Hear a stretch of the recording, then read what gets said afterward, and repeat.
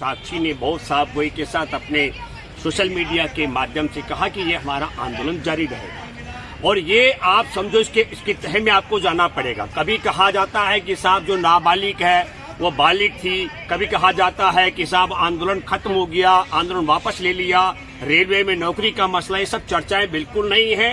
पहलवानों की एक बहुत साफ गोई के साथ मांग है कि सांसद भाजपा का जो ब्रजभूषण शरण सिंह है उसके खिलाफ जो मामला दर्ज है उसकी गिरफ्तारी से कम और कोई मांग उनकी नहीं है। पहले सबसे पहली बात है कि उसे गिरफ्तार किया जाना चाहिए।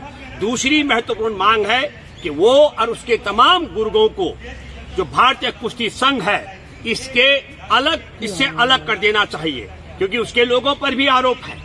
और इन दो मांगों को लेकर के मैं आपके सामने बिल्कुल साफ शब्दों में कहूं कि इसमें कोई कोताही की बात नहीं, आंदोलन जारी है। गृह मंत्री के साथ मुलाकात का बात सिर्फ पहलवानों ने नहीं किया था। आप सबको जानकारी होगी, हरियाणा में एक बड़ी पंचायत हुई थी, इस पंचायत में फैसला हुआ था संवाद कभी भी टूटना नहीं चाहिए। हम ये नहीं कहेंगे कि संवाद नहीं, बिना संवाद के क्या होगा, लेकिन संवाद में भी बात यह देखना रोचक होगा। मैंने पहले भी कहा था और अब भी कह रहा हूं कि यौन शोषण के मामले मुकदमा दर्ज सुप्रीम कोर्ट का आदेश के बाद भी दर्ज हुआ।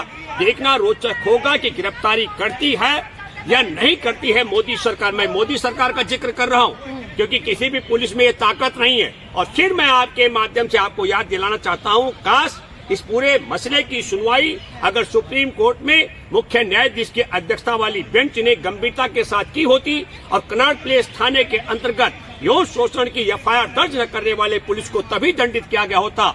अप्रैल का मैं जिक्र कर रहा हूं, 28 अप्रैल का। तो आज जो जांच अधिकारी है मुकदमा दर्ज होने के बाद ब्रजभूषण को जेल में डाल चुके हैं। रावत जी, मैं तमाम सवाल करना चाहूंगी और मैं चाहूंगी कि जिस प्रकार से आप तथ्यों पर बताते रहते हैं सीधा उसी पर बातचीत करेंगे, थोड़ा संक्षेप में भी, क्योंकि तमाम सवाल हैं। तो सबसे बड़ा सवाल ये है कि पहलवान जब प्रदर्शन कर रहे थे और गंगा में विसर्जित करने जा रहे थे तो खाप पंचायत का ये कहना था कि 5 दिन का समय दीजिए, लेकिन 5 दिन बीत चुके हैं और अब तक कुछ भी नहीं हुआ है। तो क्या बताया जाए, उन पहलवानों के प्रदर्शन सफल होगा या विफल होगा? नहीं, देखिए ये सवाल आपने कहा, मैं आपके माध्यम से बहुत साफ गोई के साथ कह सकता हूँ। नरेंद्र मोदी की सरकार आने के बाद हमारे देश की बेटियां लाचार हैं, हमारे देश के किसान लाचार हैं। किसानों को भी अब 13 महीने बैठना पड़ा था, 750 से ज्यादा शहादत हुई है।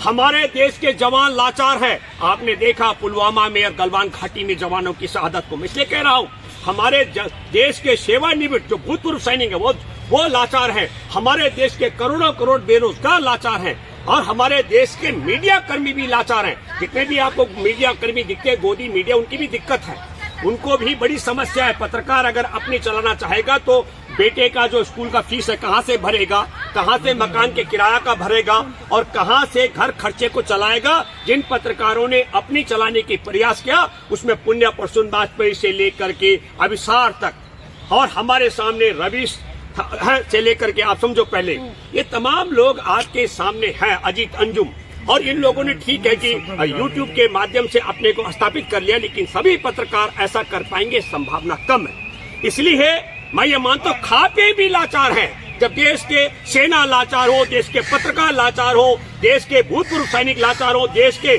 किसान लाचार हो, देश की यौन शोषण पीड़ित बेटियां लाचार, ये कोई पहली बेटियां नहीं है। इनसे पहले हमारे सामने चाहे हाथरस की बेटी का मामला हो, चाहे हमारे पास उन्नाव का मामला हो, चाहे हमारे पास कठुआ का मामला हो, और तमाम जगह का देश का फिर लंबा वृत्तांत अगर मैं दूं, और चाहे वो हमारे देश में गुजरात की जो बिल्किस बानो का मामला हो, कौन कौन लाचार नहीं है। और यकीनी तौर पर मैं कहूं कि पूरा देश लाचार है। तो ये लाचारी का मसला मैं इसीलिए साथ साथ आपको जोड़ता हूँ जो आपका सवाल है कि अभी आपने देखा जिस तरीके से रेल हादसा हुआ है और रेल हादसे में 275 लोगों की जान चली गई, 1000 के करीब लोग घायल हैं। और ये घटना कब हुई है?